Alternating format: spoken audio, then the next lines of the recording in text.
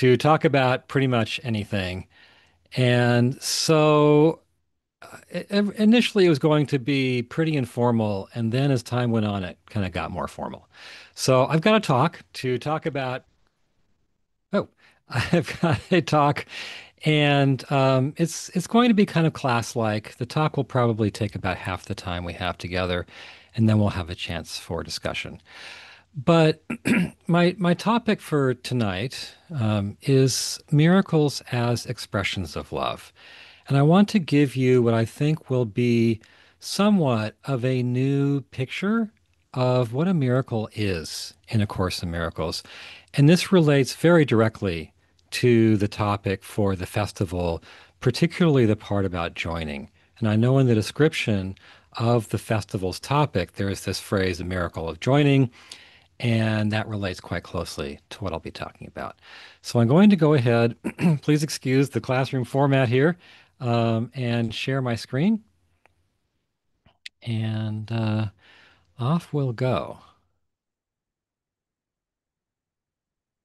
Okay. So miracles as expressions of love. How do we normally see miracles as students of the Course in Miracles? If you've been with the course longer than about 5 minutes, you've probably heard that miracles are a shift in perception, an internal shift in how we see the world. However, it's kind of weird because the number of times that the course calls miracles, quote, shifts in perception or, quote, a shift in perception is precisely zero. That those phrases are never used to describe a miracle. Now, I'll be quoting from our edition at the Circle of Atonement called the CE. It's the purple book. If I had a cover handy, I would show you. Um, but it's all the same teaching. There's just more information, more of the original dictation in our edition. And 7 times Jesus called miracles, quote, expressions of love, using that exact phrase. So we have miracles occur naturally as expressions of love. Just because miracles are expressions of love, I know that miracles are natural because they are expressions of love. The seventh time is not actually in the course proper. It was personal guidance to Helen and Bill, but he still used the exact same phrase. There is no order in miracles because they are always maximal expressions of love. Isn't that interesting? So 0 times they're called shifts in perception, 7 times they're called expressions of love. And expressions of love is not a particularly puzzling phrase. If you're a native English speaker, we all know what an expression of love is. You can find it in dictionaries, actually. It's an interpersonal act in which one person expresses love to someone else. It's really super simple idea. Now, I will say that it's a little bit more complicated than what I'm saying here because the Course refers both to interpersonal miracles, expressions of love, and the more internal miracles as perception correctors. Not so much a shift in perception, but as something that shifts perception, but we're in the ballpark there. It's something internal having to do with the change in perception. However, I've gone through all of the references to the word miracle in the course, and from the context, you can usually tell how he's referring to the miracle as something interpersonal or as something internal. Like, for instance, Lesson 345 says, I offer only miracles today, for I would have them be returned to me. That sounds like something I'm giving that's then being given back to me. That's an interpersonal miracle. And in those places where it's clear from the context, whether it's interpersonal or internal, about 2/3 of those throughout the course are references to the interpersonal miracle. Moreover, in those foundational 50 miracle principles, where the whole concept is being laid out for us, by my count, 96% of them frame miracles as an interpersonal act. That's a big stat. So, as we often say at the Circle of Atonement, the main meaning of miracle in the Course is expressions of love, an interpersonal act, one person expressing love to another. That's huge because obviously the word miracle is in the title. It's a course in miracles. It's trying to teach us miracles. Well, it makes a difference what they are. Okay. Also, there are at least 14 stories from the lives of Helen and Bill that Jesus identified as miracles. Okay. And all of them are this interpersonal, every single one, this interpersonal variety. Just to give you a couple examples. So, Helen Schuckman uh, was involved with this organization called the Shield Institute, and they served children who were intellectually disabled. And someone, a friend of Helen's, wrote a grant proposal for this institute, and Helen felt the proposal was really poorly written and threatened the funding. Like maybe this wouldn't get us the funding we need. And so Helen rewrote it in her name, and they got the funding. Now, we could think all kinds of things as course students about that event, right? Was Helen being a busybody? Should she have been more detached from the world? Should she have just trusted things? Whatever. But I think three times Jesus specifically called what she did a miracle because it was designed to help the children. And here's a quote. In the back of the CE, our edition of the course, we have a series of cameos. They're based on material that's really too personal to go into the course itself. Um, but it's sometimes so like invaluable because Jesus is showing Helen and Bill what it means to live this path that we wrote these cameos and put them in the back of the book, organized around guidance like that. So here's something he said. If you had known that you were really performing a miracle for the Shield, for Esther, the woman who wrote the report, for yourself, and for me, you would have done it with real joy. So there's no mystery there that he's calling what Helen did a miracle. Another case, uh, Helen and Bill were supposed to ask for guidance about when they should transcribe Helen's handwritten notes into typewritten form. So she would dictate from her handwritten notes and Bill would type up what she dictated. And so they forgot on a certain instance. And Jesus says, you did not project onto Bill the blame for your omission to ask me if you should transcribe the notes. We've all been in situations where both of us forgot, both of us screwed up somehow, and you feel a bit bad about your part. So, we all know what to do. You put all the blame on the other person, right? And then you feel better. And so Helen just didn't do that to Bill this time. And look what Jesus said. Thanks for blessing him with a miracle instead of cursing him with projection. Projection would have been projecting the blame. So these are how those 14 stories go. They're interpersonal expressions of love, and he's overtly labeling them in many cases. Other cases, it's a bit more subtle. But in some cases, he's overtly labeling them miracles. Isn't that interesting? I I remember early on in my days with the course, this would have just blown my mind to think, oh my gosh, so a miracle is like an act of kindness? That's not what I was hearing. So I pulled together those 14 stories and just tried to craft a definition of the miracle strictly based on those stories. This is not meant to capture all that the course says about a miracle, but if we're going to go on those stories, what is a miracle? And here's what I came up with. The miracle is a gift from you to someone else, usually in the form of an act of kindness or a helpful verbal message. It is designed to help the recipient especially by changing the recipient's perception. It's often aimed at some external need, but really underneath that is aimed at changing, uplifting the mind of the other person. It is motivated by an impulse from a deeper part of your mind, and its specifics should be guided by the Holy Spirit. Though a gift to someone else, it will also bless you. It will undo something hurtful you have done in the past, and it will return to you, often immediately, in some form that helps you with your own needs. I find that all so interesting. And what we'll see is that definition tracks closely the kind of the process that the course itself talks us going through. And I'll be talking about 7 steps for giving a miracle. Well, here we are. Okay.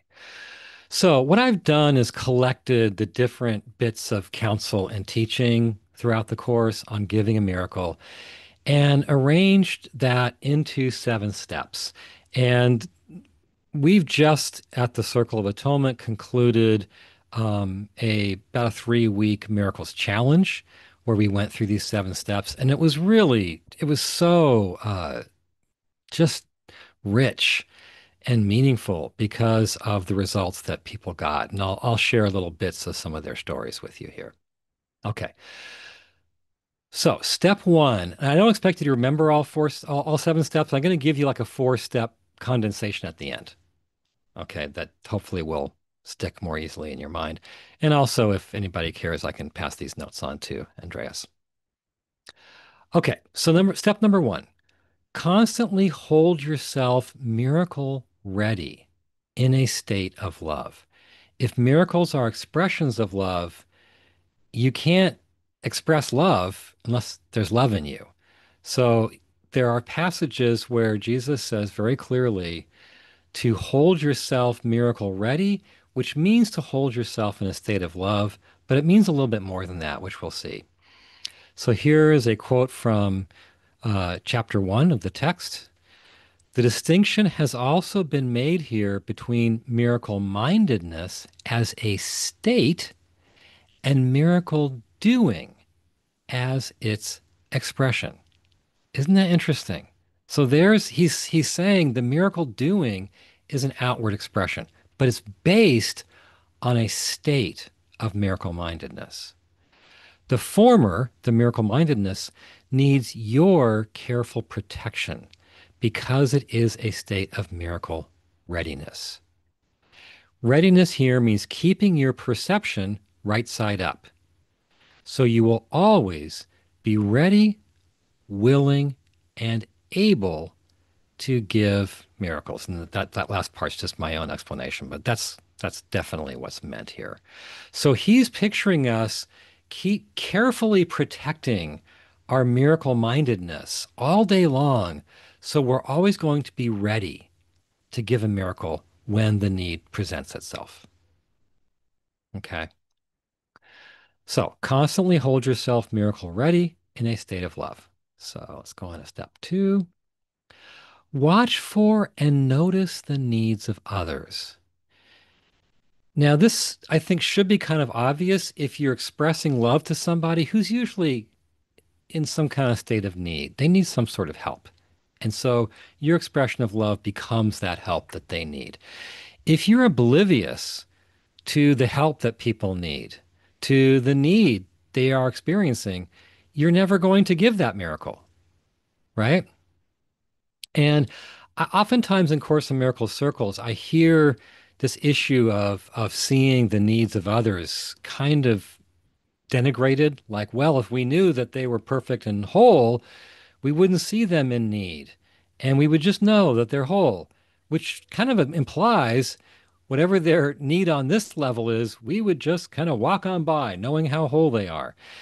That's not how the Course talks. We may talk like that as Course students, but the Course does not talk like that. Look at this passage, these 2 sentences from the psychotherapy supplement. One asks for help. Another hears and tries to answer in the form of help. Now, what will we say about that as course students? Well, maybe that's dualism, and maybe we're buying into the illusion. What does Jesus say? This is the formula for salvation and must heal. What's the formula for salvation? One asks for help, another hears and tries to answer in the form of help. Wow, that could shatter some of our whole views of A Course in Miracles. Another passage here from chapter 1 of the text: the power to work miracles belongs to you. I will arrange the right opportunities for you to do them, but you must be ready and willing to do them since you are already able to. So he's going to send us these arranged opportunities, but if we're blind to them, if we're just telling ourselves, well, that person's, perfect and whole and they can take care of themselves, we're not going to take advantage of the opportunities that Jesus has arranged for us. So let's not dismiss this idea of watching for and noticing the needs of others. It's part of the formula for salvation. One asks for help, another hears. How many times have we asked for help and the person we asked didn't really hear us? We all know how that feels, right? It's not a good feeling. So part of the formula for salvation is hearing when people ask. Okay, so number two, watch for and notice the needs of others. Number three, and this is really crucial, ask for guidance about the form the miracle should take. Now, we're all familiar, I assume, with the topic of asking for guidance in A Course in Miracles, unless you're, really, really new, which if you are, great. It's great to have you here. I love having new people in classes. But if we've been with the course for a while, we know about this topic. And I think we probably associate it with like, you know, decision making, which it is associated with in the course. But the main kind of decision you'll see it associated with again and again and again is how to be helpful, which means how to give a miracle. And the idea here is we don't really know what that person needs. We have our own ideas. And, we know from experience, we've so often been wrong. We thought they needed exactly this, and it turns out they didn't. We've also been wrong about them being open to our help at all. How many times have we thought, I know exactly what can save this person and rescue them, and they're just not open. And so, from the Course's standpoint, the Holy Spirit is there, Jesus is there to basically tell us, is this person open to your help? And if so, in what form can they best receive the miracle? This is from the Song of Prayer supplement to the Course, which says so much of what I just said quite directly. What should I do for him, your holy Son? This pictures us asking God. Should be the only thing you ever ask when help is needed and forgiveness sought. That means when help is needed and forgiveness sought by someone else. The form the seeking takes, you need not judge. So it's not up to us to judge the form in which they're asking for help. And let it not be you who sets the form in which forgiveness comes to save God's Son. The light of Christ in him is his release, and it is this light, that answers to his call. Forgive him as the Christ, in the form the Christ decides you should. Christ being the true self that we all share in the Course. And be his eyes through which you look on him and speak for him as well. So there's kind of an internal component, how you're looking upon this person who needs your help and your forgiveness, and then an external component of speaking for him. He knows the need, the question, and the answer, And here's a key line. He will say exactly what to do in words that you can understand and you can also use in speaking to this person. Do not confuse his function with your own. He is the answer, you the one who hears. So it's really clear here, like you are not in the position to know the form in which the miracle should come to this person. One of the things that we found in this Miracles Challenge we've just concluded at the Circle is that this was one of, if not the key steps, because what we found is that people, when they asked, would get surprising answers and extremely helpful answers about how they could be of help. They'd be told to do things they didn't expect, and it would usually, just about always, work out super well. So, step three, ask for guidance about the form the miracle should take. Step four, give the miracle gladly as an expression of love. And so here is the step in which we're actually giving the miracle. We're expressing the love in some form. Okay. And there's two parts I want to draw out here. One is that it is an expression of love. And one of the things that Jesus displays concern about is that it not be an empty expression. Okay, we've all been on the receiving end of a million empty expressions of love, where someone said the right things, did the right things, had the right smiles, but it felt hollow. It felt like they didn't mean it. And when they don't mean it, you end up feeling kind of empty on the receiving end. So there's what the Course calls the perceptual content of the miracle. And the perceptual content of the miracle is that the perception of the other person that is inside. It's the intent, it's the meaning, it's the feeling inside your behavioral expression. So it's so important that we not, as the Course says in one place, give an empty box, right? It's all wrapped, the wrapping's pretty, the bow is perfect, but there's nothing in the box. So this first quote speaks to that. It says, the miracle does this by the underlying recognition. So that's the perceptual content of perfect equality and holiness between doer, that's you, and receiver, that's the other person, on which the miracle rests. So the miracle rests on an underlying recognition that the two of us are perfectly equal, and that the two of us also share a state of holiness, even perfect holiness. That's the perceptual content. That's what needs to be inside the gift wrapped box. Okay. The other part is to give gladly. And this also is extremely important because so often we feel like, oh, I'm losing. I'm losing time that could be devoted to my own needs. I'm losing energy that could be devoted to me. I might be losing a possession. I might be losing money. And so our gifts can be reluctant, even resentful, and that compromises the gift itself, right? If you have someone giving to you and you feel like, yeah, they just really don't want to be there, they'd rather be, spending that time on their own needs.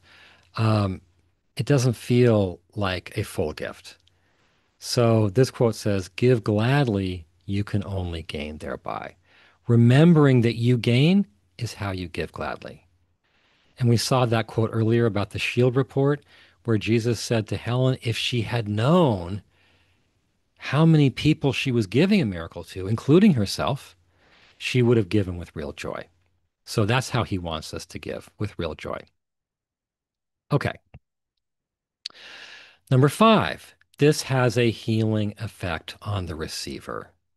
That is the express aim of the miracle. And you saw that, actually you see that in all of those 14 stories I was talking about from the lives of Helen and Bill.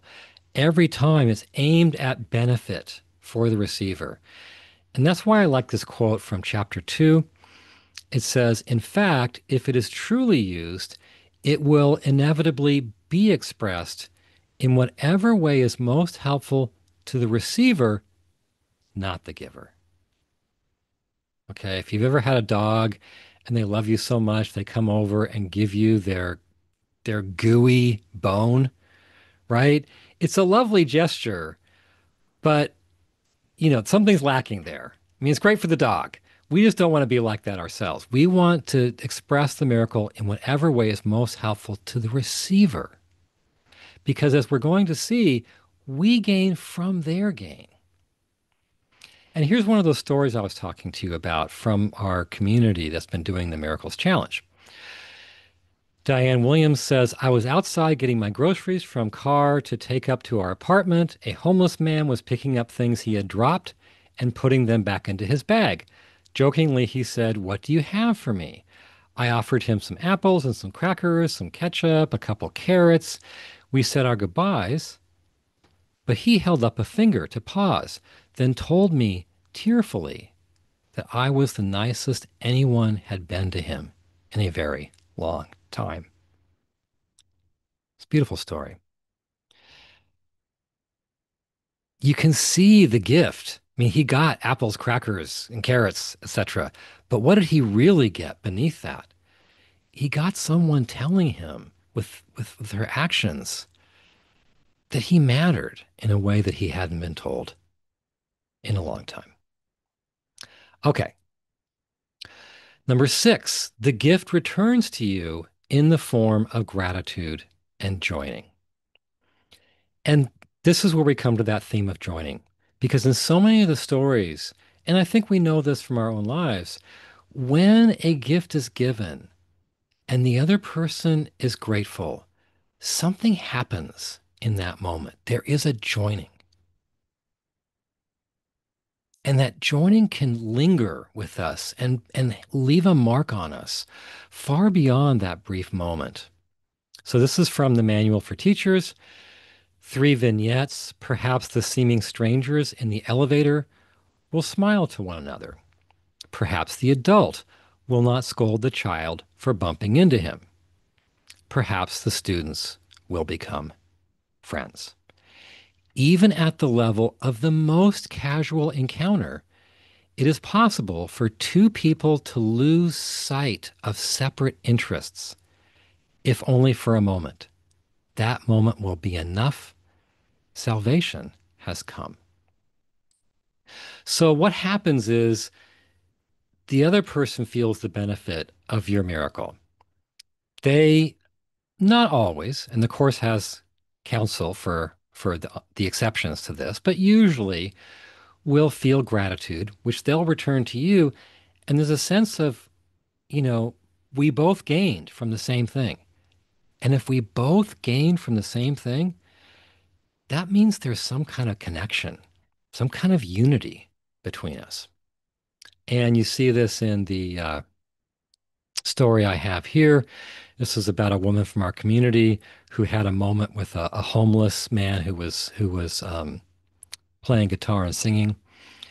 She said, anyway, we locked eyes for a second before going on with our separate lives. I still remember that moment, feeling like I was in a vortex of liquid love, and remain grateful for the experience. It's a beautiful description, but I think we know what that's like. That moment where you lock eyes, something happens. There's a sense of joining. And that, of course, relates very directly to the theme of the festival. Okay, finally, number 7, you receive emotionally, materially, and spiritually. The Course talks about this in volumes so much. There's the idea that giving and receiving are the same, but just to be brief with this, I like this quote. The doer and the receiver both emerge, and again, there's a doer, there's a receiver, they both emerge much farther along in time than they would otherwise have been. A miracle substitutes for learning that might have taken thousands of years in that one moment. That's incredible. Another one of the stories from our community. This woman who had a beautiful encounter with, she lives in a very touristy area in Greece. And she says, I walked away with my heart full. It was just as the Course says, giving to a brother is giving to ourselves. The reward was immediate lightness, warmth, peace. Okay, so I won't go through all 7 steps again. It's a lot of steps, I know. But here's a simple picture, and it's put in the language of habit formation. The Course repeatedly talks about miracles becoming habitual, becoming automatic habits. Okay. So habit formation has to do with these 3 steps of cue, action, and reward. There's a cue that prompts the action brings the reward, and that means you're more likely to look for the cue and perform the action and then get the reward. That's how habits are formed. Okay. And I've added readiness onto here. This is a condensed version of those 7 steps. So, first, readiness means hold yourself miracle ready in a state of love, watching for the opportunities. Okay. Then comes the cue. You notice another's need. Someone's asking for help, whether it's overtly or whether it's subtly. Sometimes it's very subtle. You have to really pay attention. We've all been in situations where we didn't want to come out and ask for it. We hope people would notice. Sometimes they do, sometimes they don't. Then there's the action. Once there's the cue and you notice, the action is after asking for guidance, give the miracle. I recognize that there isn't always time to ask for guidance. I think we aren't always on top of it enough to ask for guidance, but when you can, my experience is things go better. Okay, it just all goes better. So after asking for guidance, give the miracle, then comes the reward. You gain from their gain. And that's not so mysterious. When we benefit someone and we see the benefit, we see their gain, it's the best feeling. We gain from that. Okay, so one last thing here. This is an example of all the steps. I know I'm going longer than I said I would, but this is it. Um, uh, Sarah Knight, member of our community, member of our staff, she told a story actually a couple of years ago that incorporated pretty much all the steps. And it's such a great story. I just want to read it in full. She says, yesterday, my teenage daughter wasn't feeling well. She was lethargic and grumpy. I was practicing lesson 93 and used the suggested response to temptation. That's a workbook term, which was light and joy and peace abide in you, Amelia. Your sinlessness is guaranteed by God. This helped me to maintain a state of love, which we've been talking about, to see her in truth and to dispel any grievances about her being ill so close to our planned trip away later this week.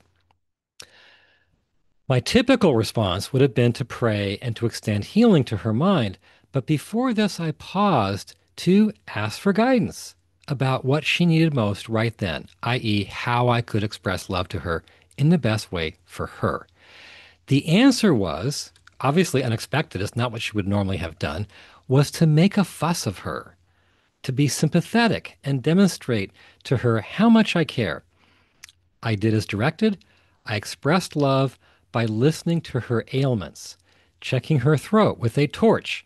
Now, if you're American, that's a flashlight. I think most of us here probably aren't.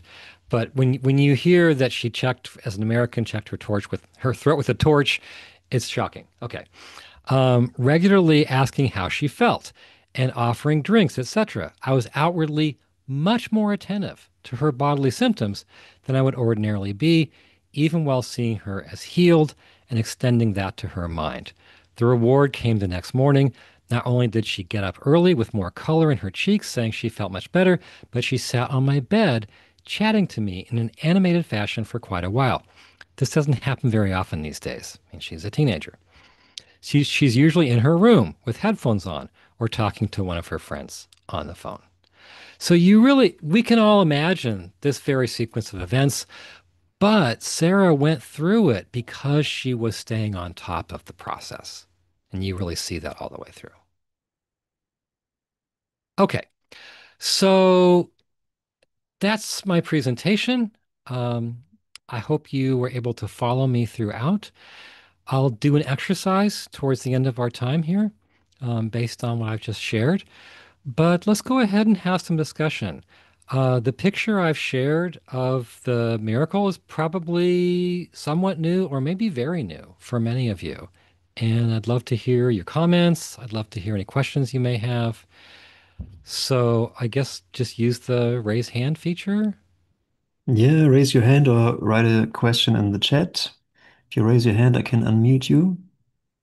Thank you, Robert, for this detailed and very precise explanation of the steps.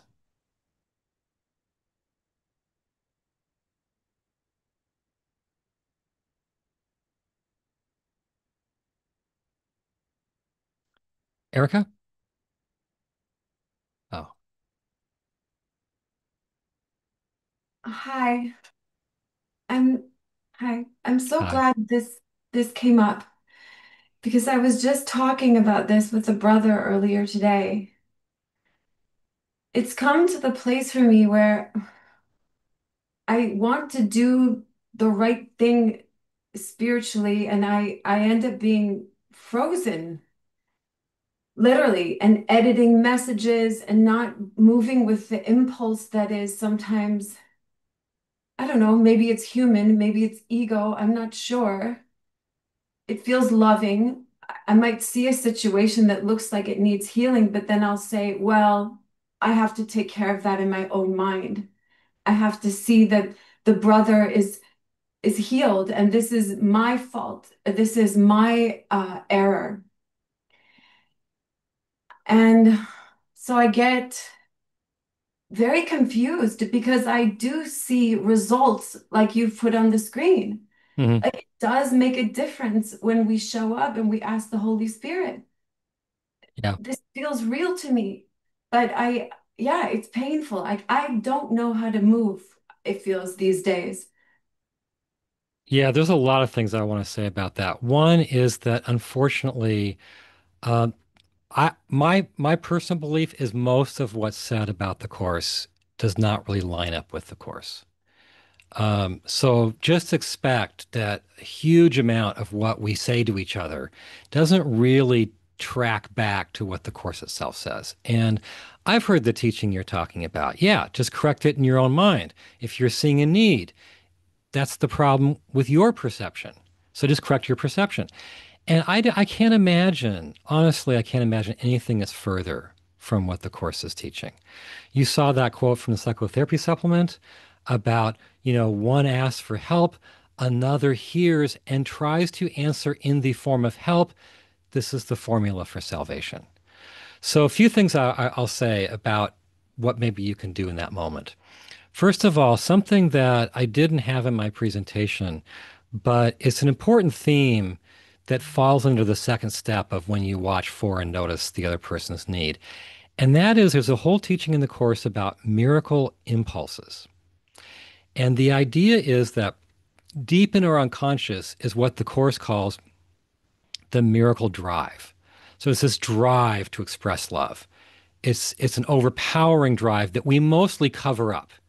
And so it doesn't generally reach our consciousness. It's got a ceiling it's bumping up against before it can reach our consciousness. And so the Course wants us to let those miracle impulses, which are the impulses to express love, into our consciousness because it's those impulses that can drive miracle giving behavior. And miracle giving behavior is what the Course is trying to teach us. It's a course in miracles. So we need to honor the miracle impulses, but there's a key thing in between the impulse and the expression of it. We do need to ask for guidance because because we don't know. And for certain people, especially if people are very oriented towards being helpful, um, they can be helpful in unhelpful ways, and they can be helpful so much that they burn themselves out. And then they're not of help to anybody. And so, yes, let that impulse in, honor it. That impulse to give an expression of love is what this course is trying to teach us. But remember to ask how, is this person open? Should I give a miracle to this person? And in what form? And then I think if you can remember to do that, amazing things will come out of that. And they may not look like what everyone's saying you should do as a course student, but they'll look like what the course is saying you should do. Thank, thank you. The part I had a question about is what about if they're not asking for help, but I perceive that something needs healing because it doesn't sit right with me. But I think what your answer answered it. It's um ask for the guidance, takes care of that part. Absolutely. Yeah. Yeah. I mean, we've all been in the situation. I know I have been, where it's like, I know what they need. And if they could just hear the words, their whole life would be turned around, you know? And usually, they're not open and they don't have to ask overtly to be open, but that's why we ask for guidance because there's a presence within us that knows if they're receptive. And Yeah. so you're right. Yeah. But then my last bit, so what about the part about me still taking responsibility for what I'm seeing? Or is that not, I don't know, because I've heard many teachings that are conflicting with what you're telling me, but there's part of what you're saying that I feel in my heart feels good because I Yeah. become a robot with some of the other teachings, and I know I must be misperceiving it because I don't want to be a robot. Yeah. Yeah. I mean, all I can say is the teaching you're talking about, I can't imagine anything that is more contrary to the course. Of course, you're responsible for your perception. You're responsible for seeing through the eyes of love. That's what forgiveness is meant to be, to take you to. Okay. So it's not that you're responsible for seeing them in need. They're they're other sons of God, and we're all in need down here. It's a planet of need. So seeing that is just seeing clearly what you're not responsible for seeing them being in need. You're responsible for seeing them through the eyes of love. Thank you. Yeah, thanks for bringing. I know Emily's having a million thoughts over there. I don't know if you wanted to add anything. Um, yeah, I know you do. You know you do. Well, I just, Erica, I feel your sincerity and the what's just going through my mind is how it's a strong word, but I'll use it, how heartbreaking it is that you have a path here called A Course in Miracles that is on 2,000 pages trying to teach us how to be big-hearted givers of love in the world. And it's Robert just shared with you the definition, the primary definition of miracles in A Course in Miracles is expressions of love that have a healing effect on another person. And their gratitude for your helping them comes back and heals you. It's very interpersonal, it's very behavioral. And when you said, I feel like a robot or that the teachings are contradictory to this and it's making me feel like a robot and I don't want to be a robot on my spiritual path, my heart breaks because that's the opposite of what the course is asking us to do. We're not asked to be cold and withdraw from the world. We're asked to roll up our sleeves, get out there. He says so many times in the course, I need you as my hands, as my feet, as my voice to be a minister of God in this world. And the way you minister is to love.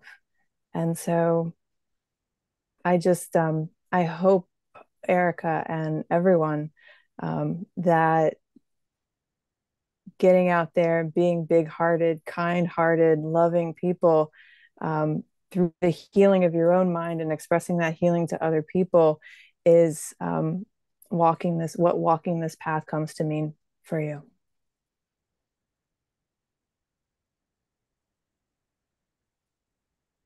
Yeah. Thank you for raising that question. All right. Anybody else? Michelle? See a human hand up as opposed to icon. Hi, Robert. Hi. Hi. Oh, I'm a bit confused.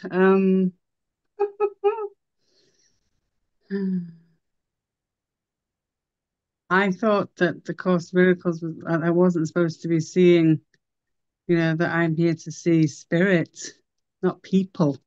To see my brother as spirit, as so I, as the Holy Son of God himself, as what I am, not seeing needy people.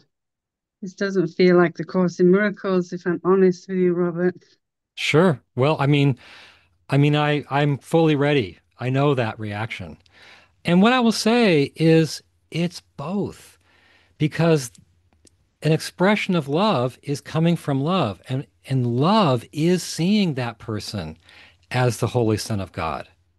But if you're really honoring someone as the Holy Son of God and they're experiencing need in this world, which we all are, can you really honor them as the Son of God they are and just not care about their need and not do anything?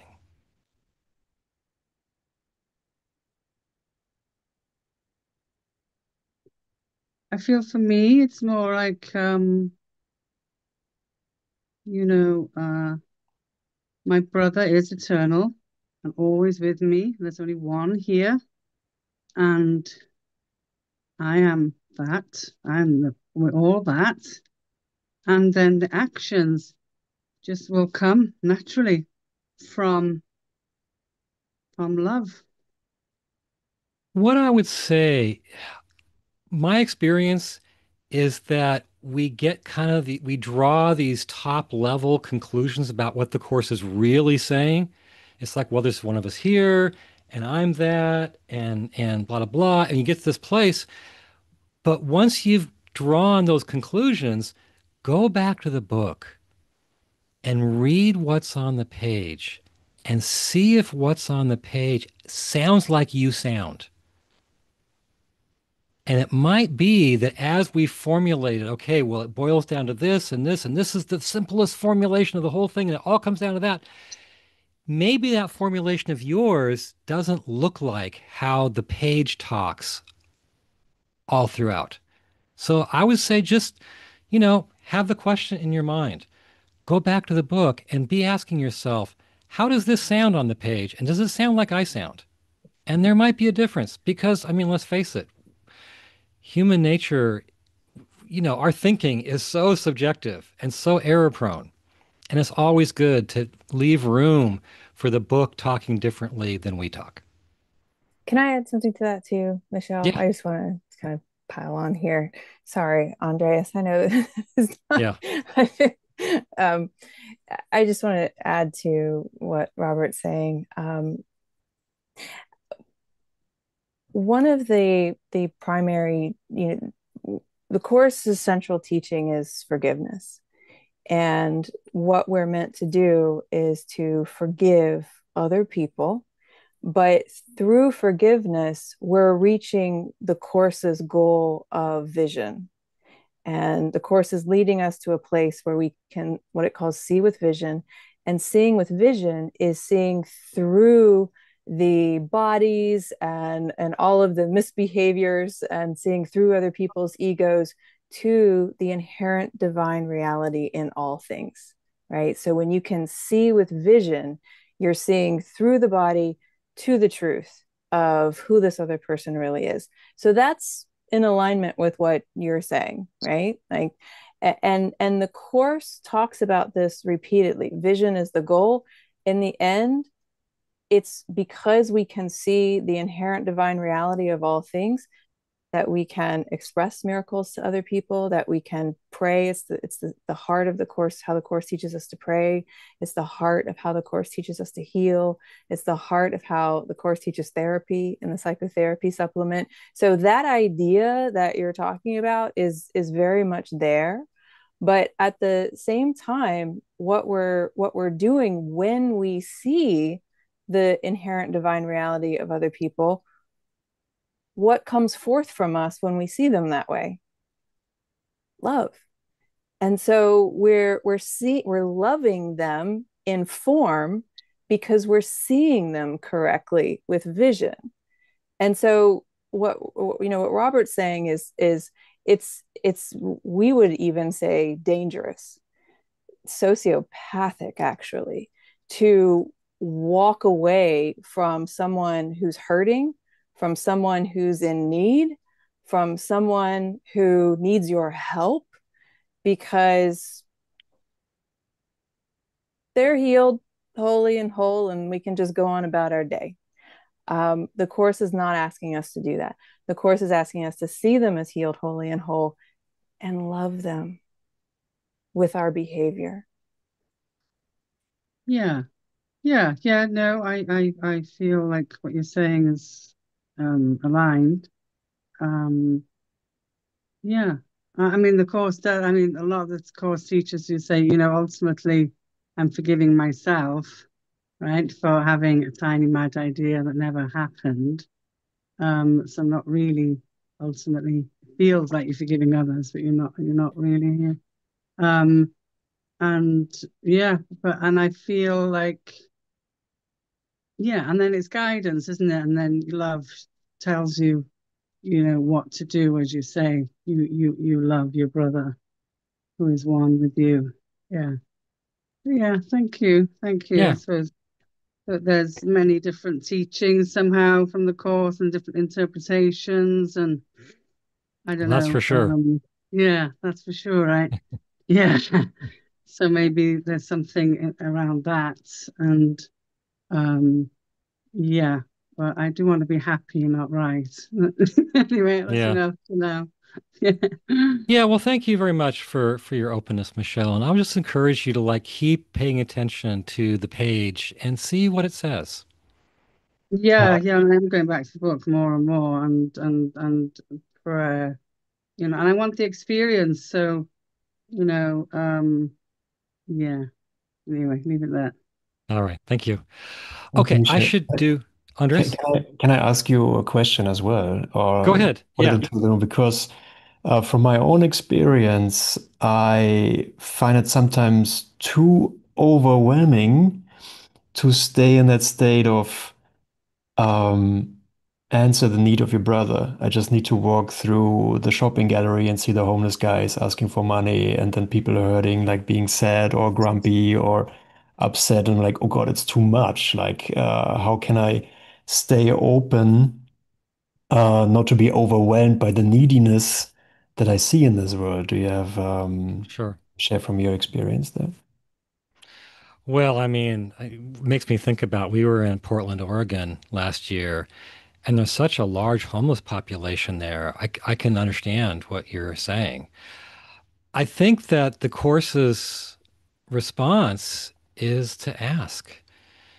I mean, what does the course say?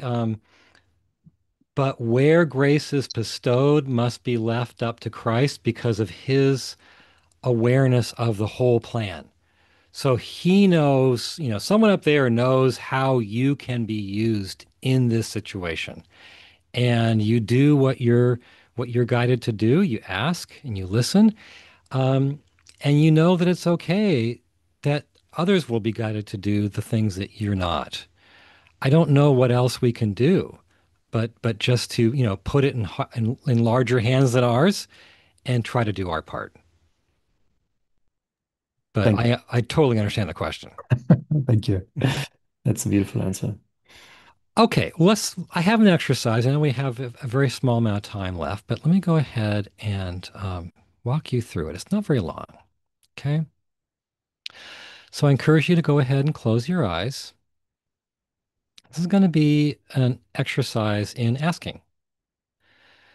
So begin by thinking of someone you haven't known how to help.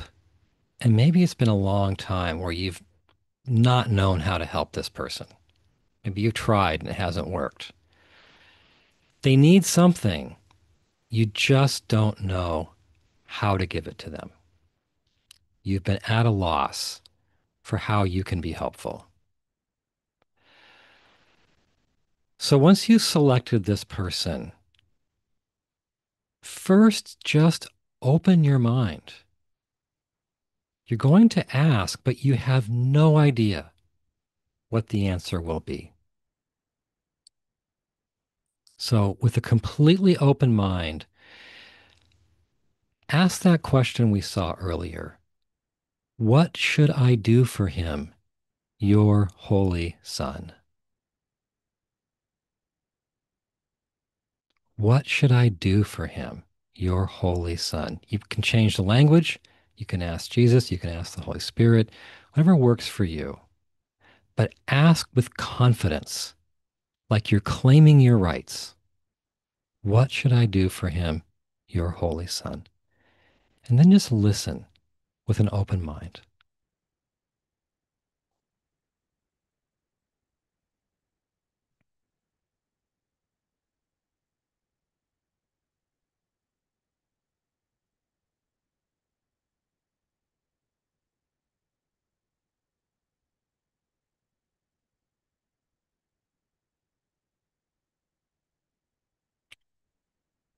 If nothing comes, repeat the question, maybe in different words, and ask again with a quiet, open, patient mind.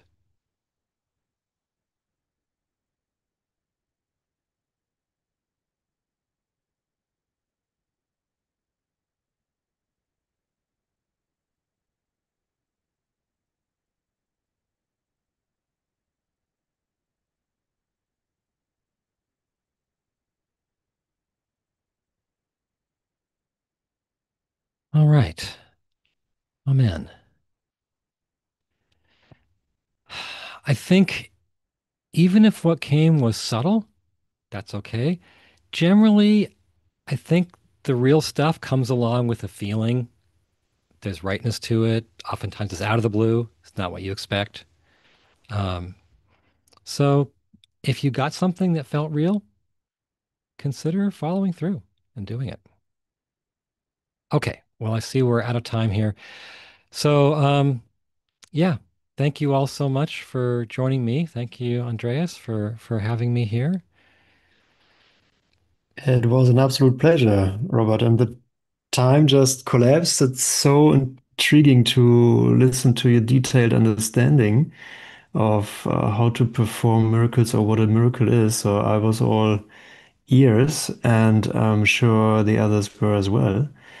And it just goes to show how much of a value it is to really go precisely into the teachings and to apply it to my mind and the world that I find myself in. So thank you so much for opening that up. Pleasure to be here. And I'm super grateful that you'll be part of the festival as well in the UK. I haven't posted anything in the chat yet about it, but here it is. It's from the 11th to the 14th of September.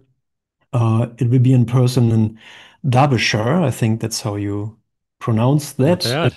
Yeah, there we go. Been practicing for a bit. And we'll stream it online as well on Zoom. So here's also the link. Robert will be there for via Zoom, I believe, and share. And you're all invited. We still have places for in-person attendance, and of course, there's no limit on Zoom. So hop on the bus if you want, if you feel prompted. And yeah, it was great to see you all in this gathering here. Thank you for taking time, for being open and receptive. And I wish you all a wonderful evening. Also, thanks to you, Emily. Thank you for showing up and sharing your heart for this course and for our love. Have a beautiful evening and blessings to everyone.